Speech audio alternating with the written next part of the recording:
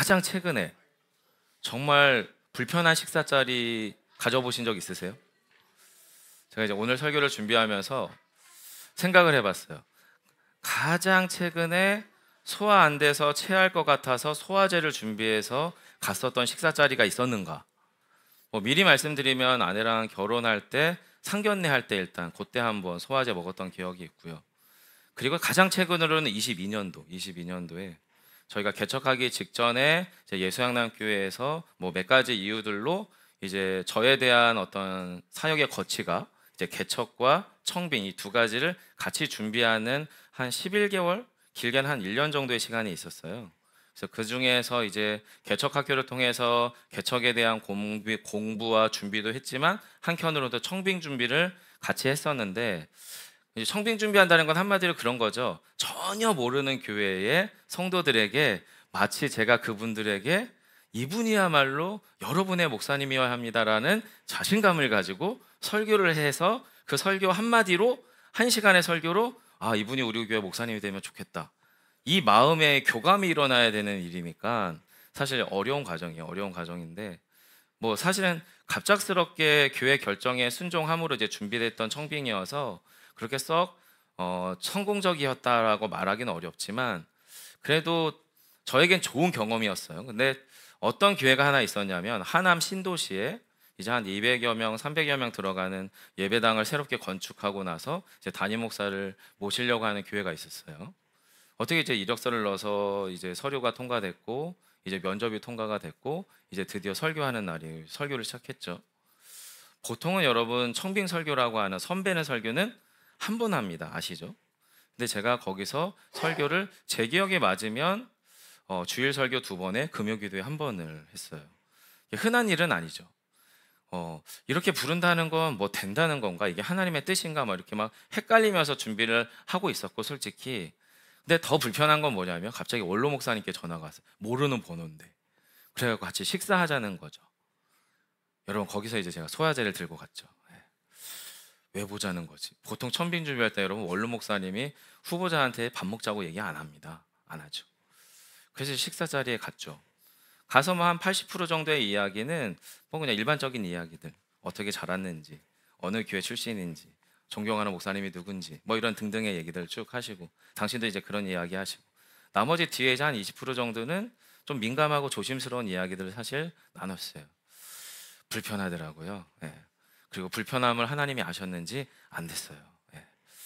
이런 여정들 안에서 제가 더 마음 가운데 확신하게 됐던 거는, 기존의 교회 안에서 저라고 하는 목사를 통해 하나님이 이뤄가실 일보다 저는 새로운 교회 개척의 현장 안에서 주님이 원하시는 복음이 정말 우리 안에 제대로 살아 역사하는 교회를 하는 게 저에겐 너무나 소중하다라고 하는 걸 더 깊이 느끼는 계기가 되긴 했습니다. 하지만 문제는 뭐냐면 불편했었다는 거. 식사가 아주 비싼 음식이었던 것 같은데 당연히 저는 거기서 밥 살 생각을 안 했죠. 왜냐하면 그분이 밥 먹자고 했으니까 그분이 사셔야 되는 거 아니겠습니까?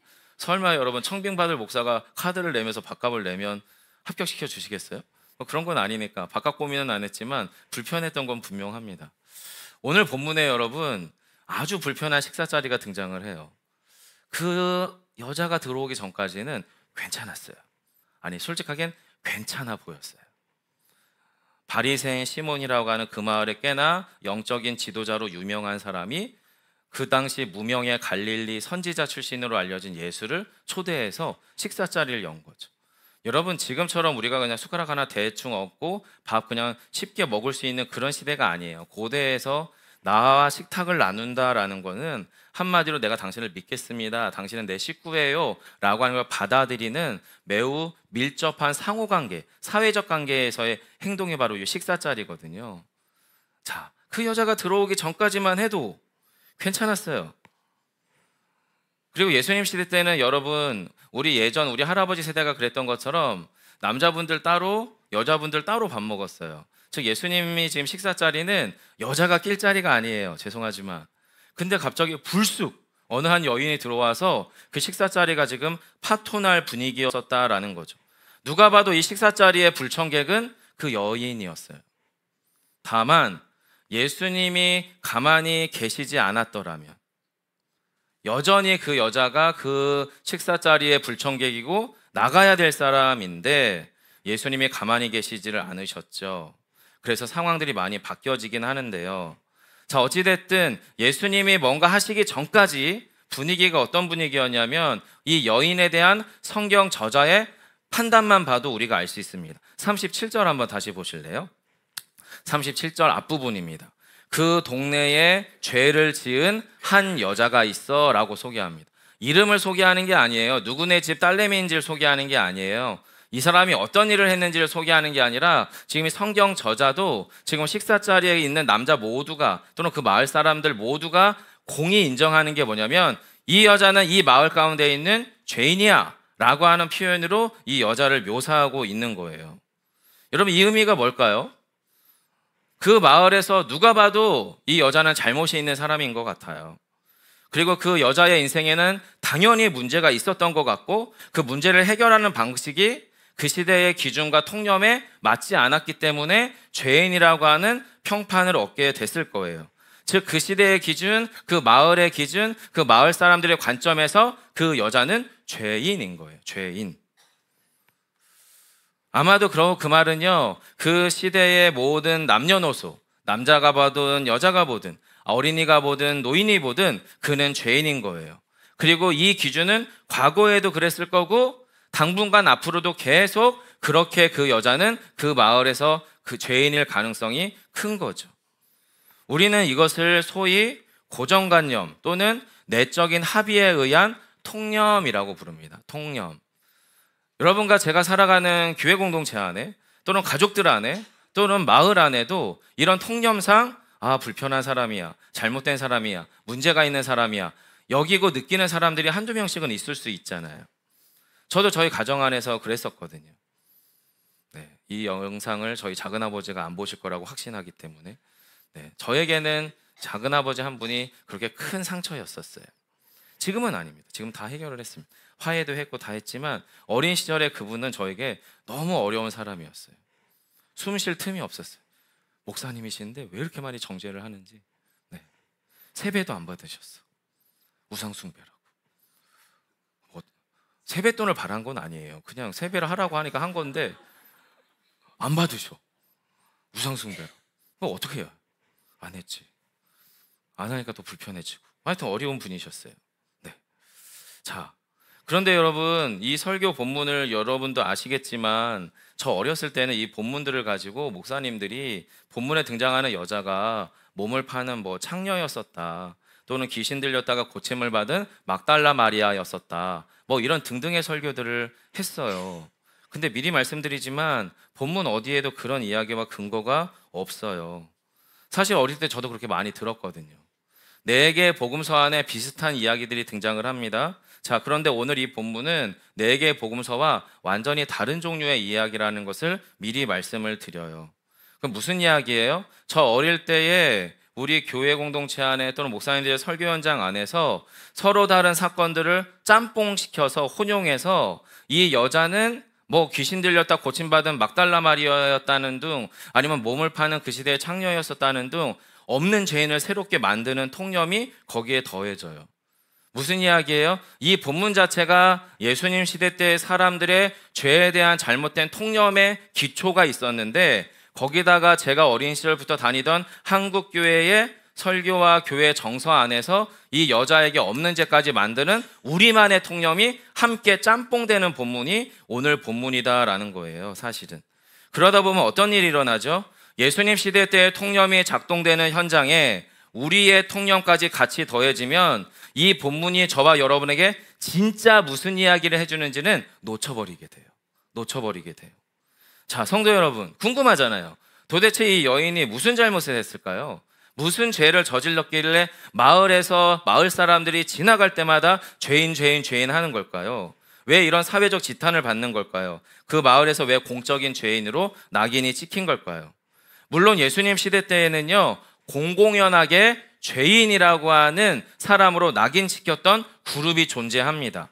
가장 먼저는 모세의 율법을 어긴 사람들을 죄인이라고 부르죠. 살인하면 죄인이죠. 거짓말하고 남을 해하면 그런 사람들 당연히 죄인이죠. 즉 율법의 기준에서 어긋나면 또 사회적 지탄을 받는 범죄자들은 당연히 죄인이라고 부를만 할 거예요. 지금도 우리는 그들에게 죄인이라고 하거나 또는 유죄라고 이야기하니까. 자, 그런데 문제는 뭐냐면 예수님 시대 때에는 이런 사회적 지탄이 누가 봐도 죄를 범한 사람처럼 보이는 사람 외에도 그들의 직업, 세금을 징수하는 세리라고 하는 직업, 또는 경제적으로 남편을 잃어버리고 사별하든 아니면 헤어지든 더 이상 경제적 능력이 없기 때문에 자신이 할 수 있는 일이 혹여 몸을 파는 일밖에 없었던 창녀들 같은 직업상 세리나 창녀들이 죄인이었고요. 그들이 처한 사회적 상황, 태어나고 보니 유대인이 아니야, 이스라엘 사람이 아니야, 이방 사람이야, 우리 엄마 아빠가 다른 동네 다른 나라 사람이에요. 그럼 이 비유대인들도 뭐예요? 죄인이에요. 언젠가 찾아왔어, 질병이. 근데 내 방법으로 고칠 재간이 없어. 불치병 환자들, 또는 내가 원하지 않았지만 전염병에 걸렸어, 전염병 환자들, 태어날 때부터 몸이 불편한 선천적 장애인들, 이들도 죄인이었어요. 경제적 신분에도 영향을 받아요. 아버지가 죽었어요. 남편이 죽었어요. 졸지에 고아가 되고 골지에 가부가 되고 졸지에 독거노인이 됐어요. 이들도 죄인이에요. 이런 사람들을 죄인이라고 낙인 찍고 종교적 사회적 규범으로 죄인이라고 명명하는 일을 누가 했냐면 오늘 본문에 등장하는 시몬 바리새인과 같은 종교 지도자들이 했어요. 결국에 시몬 바리새인 시몬이라고 하는 사람을 포함한 그 당시의 종교 지도자들이 너는 죄인이야, 부정한 자야 라고 하면 그 사람은 부정한 사람이 돼야 되는 거였어요. 죄인이라고 하면 죄인인 거죠. 그렇게 규정된 사람들은 결국에 일반의 사람들과 교류할 수가 없었어요. 마치 코로나 양성 판정 받으면 한때 우리가 격리되어서 살아갈 수밖에 없었던 것처럼 그들도 그 마을에서 죄인이라고 낙인을 찍으면 격리돼서 살아갈 수밖에 없는 존재였었다라는 거예요. 성도 여러분, 좀 이상하잖아요. 말이 안 되는 것 같잖아요.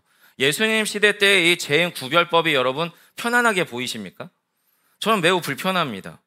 물론 앞서서 말씀드린 것처럼 율법을 어기거나 사회적 지탄을 받을 만한 범죄를 저지른 사람들을 죄인이라고 하는 것은 당연하다라고 생각합니다. 동의합니다. 하지만 너무나 많은 사람들이 너무나 어처구니 없는 이유와 상황들로 죄인의 낙인을 찍혔던 시대가 바로 예수님 시대였고, 그런 통념이 세상을 지배하던 시대가 예수님 시대였었다라고 하는 거죠. 그런데 오늘 본문을 포함한 그 시대가, 예수님 시대가, 그리고 오늘날 저와 여러분의 이 시대가 진짜 비극이고 진짜 고통스러운 이유는 뭐냐면 이런 잘못된 통념에 대해서 어떤 문제의식도 없고 어떤 문제 제기도 없고 그런 문제 제기와 문제의식이 존재조차 하지 않았던 시대가 바로 예수님 시대였었다라는 거예요. 그런데 그런 상황에 예수님이 침묵하지 않고 이 통념을 홀라당 뒤집어 엎어버려요. 오늘 본문에서. 앞서 말씀드렸죠. 예수님만 가만히 있으면, 예수님만 아무 말 안 하면 그냥 딱 그 여자만 죄인인 채로 욕먹다가 쫓겨나가면 돼요. 그런데 오늘 본문에서 예수님이 중간에 결국에는 입을 여세요. 입을 여세요. 어떻게요? 예수님은 오늘 본문에서요, 드러난 죄인은 용서하고 숨겨진 죄인은 고발하세요. 사랑하는 성도 여러분, 하나님의 아들이신 예수님은요, 드러난 죄인, 회개한 죄인은 용서하시는 분이세요. 하지만 숨겨진 죄인, 은밀한 죄인은 까발리시고 고발하시고 심판하시는 하나님이세요. 하나님은 불의에 대하여 공의 그리고 불법에 대해서 침묵하시고 싶은 마음이 없으신 분이세요. 하지만 그 모든 상황들 속에서 주님이 가장 찾고 찾는 건 그 불의한 세상 그리고 흐트러진 세상 속에서도 마음을 다해 죄의 고백 가운데에서 진심으로 주님께 나아갈 그 한 사람을 기다리고 계시는 거죠. 자, 오늘 본문에 드러난 죄인이 있고 숨겨진 죄인이 있거든요. 본문을 통해서 한번 찾아보시자고요. 37절로 39절을 한번 함께 읽도록 하겠습니다. 함께 합니다. 그 동네에 죄를 지은 한 여자가 있어 예수께서 바리새인의 집에 앉아 계심을 알고 향유 담은 옥합을 가지고 와서 예수의 뒤로 그 발 곁에 서서 울며 눈물로 그 발을 적시고 자기 머리털로 닦고 그 발에 입 맞추고 향유를 부으니 예수를 청한 바리새인이 그것을 보고 마음에 이르되 이 사람이 만일 선지자라면 자기를 만지는 이 여자가 누구며 어떠한 자, 곧 죄인인 줄을 알았으리라 하거늘. 아멘. 사랑하는 성도 여러분, 본문에 드러난 죄인이 누굴까요? 당연히 본문의 여인이에요. 향유를 들이부었던 여인. 숨겨진 죄인은 누군가요? 공교롭게도 예수님을 식탁에 초대했던 시몬 바리새인이었습니다. 여러분, 시몬의 행동을 유심히 보면 애시당초 예수님을 환대하거나 인정할 마음이 없었던 사람이에요. 예수님하고의 사랑의 교제를 나누기 위해서 주님을 초대한 게 아니에요. 소위 이런 식이죠. 야, 나 바리새인 시몬은 예수라고 하는 무명의 갈릴리 총구석에 선지자도 초대해서 함께 식탁을 나눌 만큼 관대한 사람이야. 난 친절한 사람이지. 난 선해. 이걸 마을 가운데 입증하고 과시해서 자신의 의로움과 우월함을 과시하는 게 목적이었지, 주님을 자신의 식탁에 함께 나누는 영적인 식구와 가족으로 주님을 초대할 마음이 애시당초 없었어요. 어떻게 할 수 있죠? 만일에 바리새인 시몬이 예수님을 당신의 식탁에 함께할 진정한 손님이요 주인공으로 생각했다면 바리새인 시몬은 예수님에게 이렇게 하면 안 되는 거예요. 왜 그러냐면 예수님 시대의 바리새인은요, 식사에 초대되는 손님을 어떻게 환대해야 되는지에 대한 정결 예식, 정결법에 빠삭한 사람이고 정결법을 결정짓는 사람이거든요. 그럼 환대할 예수님에게 어떻게 해야 돼요? 그런데 오늘 본문에 보면 정반대로 하는 거죠. 자, 44절로 46절을 먼저 읽고 이야기를 나누겠습니다. 함께 읽어주세요. 함께 44절부터 부탁드릴게요. 44절로 46절 고맙습니다. 함께 읽습니다. 시작. 그 여자를 돌아보시며 시몬에게 이르시되 이 여자를 보느냐? 내가 내 집에 들어올 때 너는 내게 발 씻을 물도 주지 아니하였으되 이 여자는 눈물로 내 발을 적시고 그 머리털로 닦았으며 너는 내게 입맞추지 아니하였으되 그는 내가 들어올 때로부터 내 발에 입맞추기를 그치지 아니하였으며 너는 내 머리에 감람유도 붓지 아니하였으되 그는 향유를 내 발에 부었느니라. 아멘. 성도 여러분, 그 당시의 정결법, 손님을 환대하는 방법은 손님이 들어올 때 샌들을 신고 흙먼지를 뒤집어 쓰고 들어오기 때문에 식사 자리에서 포크나 젓가락을 쓰지 않는 민족이기 때문에 손을 씻을 물, 발 씻을 물을 제공하는 게 가장 첫 번째예요. 즉 함께 손을 씻고 함께 발을 씻음으로 함께 생명과 사랑을 나누는 식탁의 한 식구가 되었습니다라는 것을 인정하는 행위가 바로 씻을 물을 내주는 거예요. 그리고 그렇게 손을 씻고 들어오는 손님에게 포옹하며 입맞춤을 합니다. 생명의 호흡이 함께 소통하는 우리는 한 가족입니다라고 하는 사랑의 입맞춤을 나누는 거죠. 그리고 무엇보다 머리에 감람유 같은 기름을 부어서 당신이야말로 이 식탁의 주인공이에요. 초대는 제가 했지만 이 식탁의 주인공은 바로 당신입니다. 당신을 존경합니다, 경외합니다라는 표현으로 머리에 감람유를 붓기도 했었다라고 합니다. 하지만 시몬은 예수님에게 그 어떤 종류의 표현도 하지 않았어요. 씻을물을 내주지도 않았고 입맞춤을 하지도 않았고 감람유의 머리를 부은 적도 없어요. 즉 시몬은 예수님을 초대는 했지만 어떤 식의 존경과 사랑과 한 식구 됐습니다의 호의의 표현이 전혀 없고요, 어떤 진심도 없었어요. 결국에 이 식탁 안에서 어떤 일이 일어납니까? 그들의 세상, 종교 지도자들이 너는 죄인이야, 너는 잘못됐어, 이건 틀렸어라고 말하는 그들의 세상에서 죄인이었던 여인은 예수님 안에서 용서받은 죄인이 됩니다. 반대로 그들의 세상에서 여전히 의인이었던 시몬 바리새인은 예수님 앞에서 가득한 독성과 위선과 오만의 죄인으로 고발당하게 됩니다. 성도 여러분, 예수의 복음은요, 통념을 뒤집어 엎는 힘이 있어요. 주님은 당신의 말씀 앞에서 저와 여러분에게 이 말씀 안에서 질문하고 있는 거예요. 저와 여러분이 하나님의 사랑 안에서 주의 십자가의 공로 안에서 용서받을 죄인일지 아니면 여전히 외식하는 의인이 될지 결정하시라는 거예요. 이 본문의 사건은 저와 여러분이 예수의 복음 앞에 어떻게 서 있으시기를 원하십니까? 저희는 우리의 통념과 싸워야 됩니다. 우리의 종교적 통념, 신앙적 통념, 우리의 신앙의 습관들, 이것들과 싸우셔야 돼요. 그렇지 않으면 우리 안에서 자꾸만 우리의 의만 커져요. 그리고 자기 의라고 하는 틀 안에서 그거에 해당되지 않는 사람은 자꾸 쳐내요. 주님도 하지 않은 그 일을 우리가 그렇게 열심히 합니다. 사랑하는 성도 여러분, 신앙생활을 오래 하면 오래 할수록 목사인 저 같은 사람일수록 더 통념과 싸워야 돼요. 진짜 주님의 복음의 진심이 뭔지를 온전히 발견하려고 발버둥 쳐야 한다라고 하는 거죠. 자, 오늘 본문의 분위기를 재구성해 보자고요. 이런 식인 거예요. 애시당초 바리새인 시몬은 예수님을 환대하고 호의적으로 베풀 마음이 없었어요. 시몬의 관심사는 자신이 얼마나 관대하고 의로운지, 좋은 사람인지 자신의 사람들, 마을 사람들에게 자신을 입증하는 게 목적인 거예요. 자, 그런데 이 식탁에 끝까지 시몬 내가 주인공이어야 되는데 엉뚱하게 이상한 여자가 들어오는 거예요. 불청객이죠. 심지어 여자네요. 그리고 심지어 그 마을에서 이미 죄인으로 낙인 찍힌, 또는 어쩌면 자신이 그렇게 낙인 찍은 그 여자가 들어오는 거예요. 그리고 그 식탁에서 여인은 그 시대의 정결 예식이 정한 손님을, 주인공을 환대하는 기준 이상으로 정결예법의 규정이 넘치도록 예수님을 어떻게 해요? 환대해요. 주님께 호의를 베풀어요. 존경과 사랑을 표현합니다. 어떻게 해요? 38절을 다시 한번 보세요.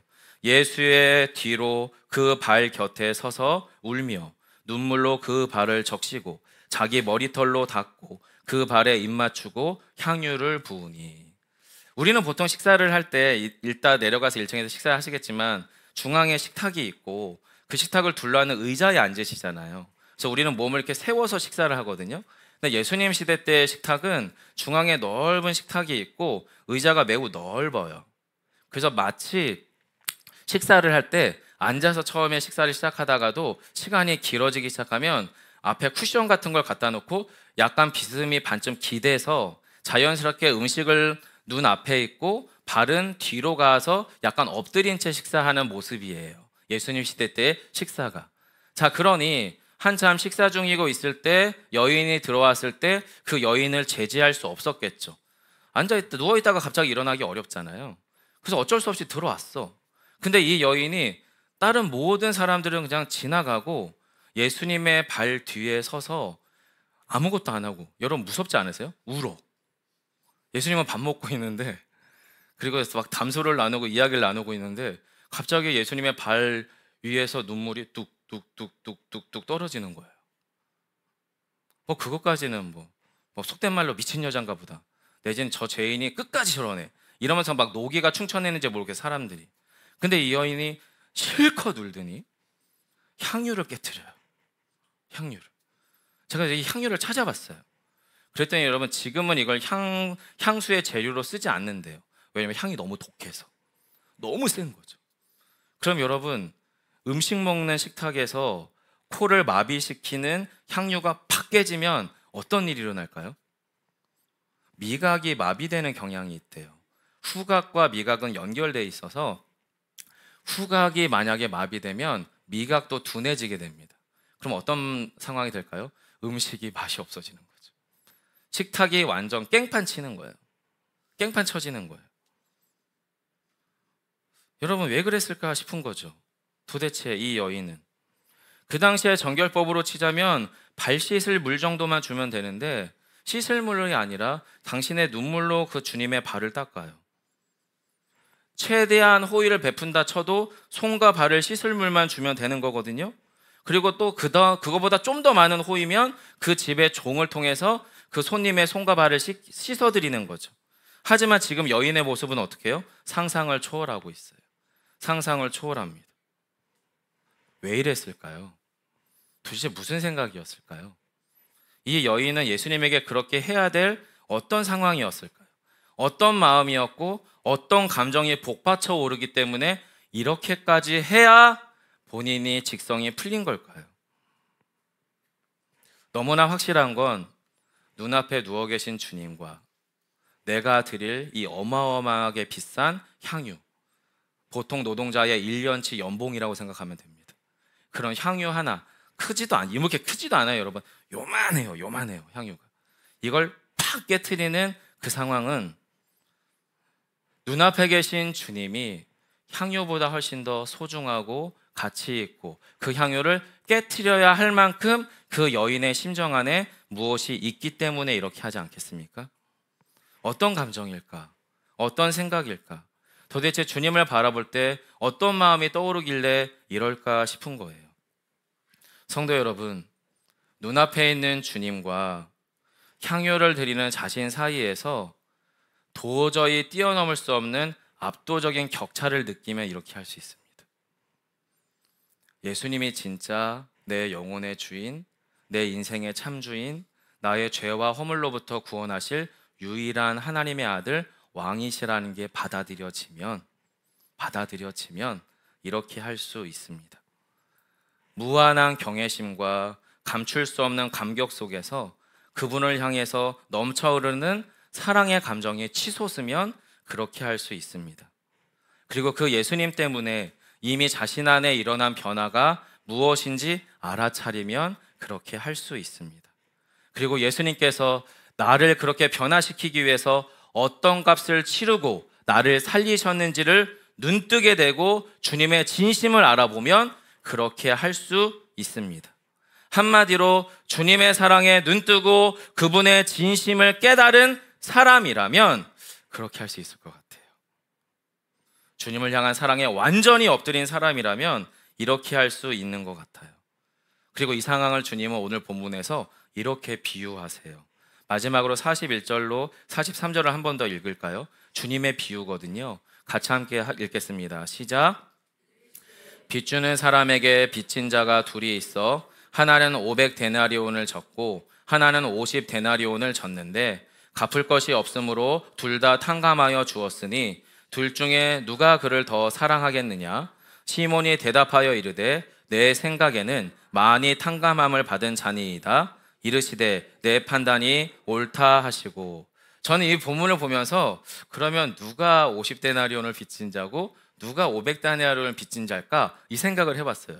그러면서 시몬은 지가 50데나리온 빚진 자인 줄 알았지만 실상은 500데나리온 빚진 자인 것 같고, 또 어쩌면 이 여인은 자신이 500데나리온 빚진 자인데 50데나리온 빚진 자인데 500데나리온 빚진 자처럼 느끼는 거 아닐까?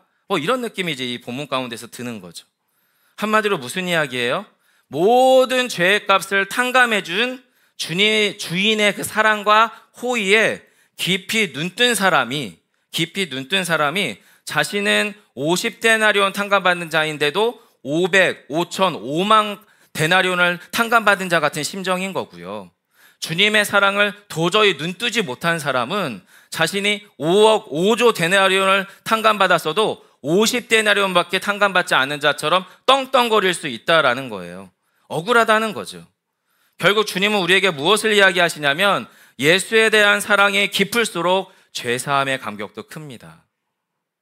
예수에 대한 사랑이 깊을수록 삶의 변화의 크기도 같이 커질 수밖에 없다라고 하는 겁니다. 성도 여러분, 사랑에 깊이 눈뜰수록 같이 역전이 일어나요. 부모님들 중에 혹시 자녀들에게 내가 해준 거 얼마인지 지금까지 메모해 놓으시는 분 계십니까? 보통 한 10억에서 15억 정도 든대요. 자식 하나 키우는데. 우리나라 기준으로. 어마어마하죠, 여러분. 혹시 그거 적어 놓으신 분 계십니까? 저는 아이가 넷이니까 한 4명 정도 적어 놓으면 장난 아니죠. 저는 곧 50억대의 자산가가 될 가능성이 큽니다. 하지만 아무도 안 적어 놓으시잖아요. 왜요? 저와 여러분이 자녀를 사랑하는 그 값을 그 종이에다가 어떻게 가치를 바꿀 수 없는 거니까 굳이 안 메모해 놓죠. 물론 메모 안 해놓기 때문에 가끔가다 뚜껑이 열려서 억울하고 화가 날 수는 있지만 그렇잖아요, 여러분. 사랑에 깊이 눈뜰수록 같이 역전이 일어나는 거예요. 눈앞에 있는 주님이 정말 자신의 손 안에는 향유보다 더 큰 거예요. 더 값진 거예요. 더 소중한 거예요. 그 주님에게 자신의 사랑을 표현하는데 아끼고 싶은 마음이 전혀 안 일어나는 거죠. 성도 여러분, 그 사랑은 예수님의 사랑밖에 없습니다. 부부간의 사랑도 변하잖아요. 부모와 자녀 간의 사랑도 변하고요. 목회자와 성도 간의 사랑도 변하기 마련입니다. 더 지쳐질 수는 있겠지만 제가 볼 때는 더 깊어지고 진해지기보다는 희미해지는 관계들이 생각보다 더 많아지는 것 같습니다. 하지만 예수님은 아닙니다. 예수님에게 가까이 갈수록, 예수님의 그 사랑의 실체에 깊이 눈뜰수록 예수님의 사랑이 내 안에 더 깊이 들어옵니다. 사랑하는 성도 여러분, 오늘 설교 제목이죠. 예수의 복음은 사랑의 빚진 자에게 임해요.